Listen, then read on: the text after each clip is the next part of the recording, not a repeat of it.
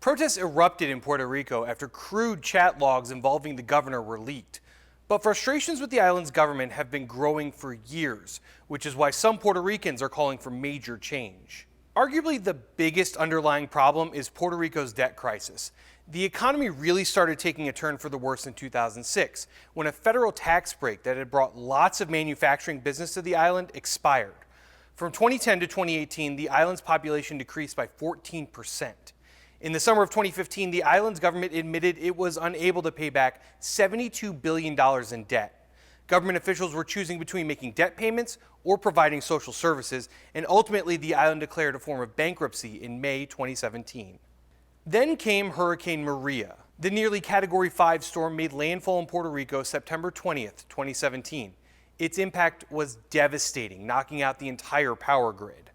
After the hurricane, recovery was slow. It took nearly a year to get electricity fully restored across the island.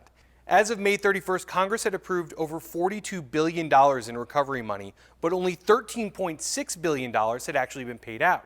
And the Puerto Rican economy missed out on a large portion of that. A 2018 report found that in the year after the hurricane hit, 90% of the government contracts were awarded to companies on the U.S. mainland, not businesses in Puerto Rico. Then in July 2019, 2 former Puerto Rican government officials were indicted alongside 4 others for wire fraud and money laundering. Court documents allege the 6 defendants were part of a corruption scheme involving $15 million in federal funds.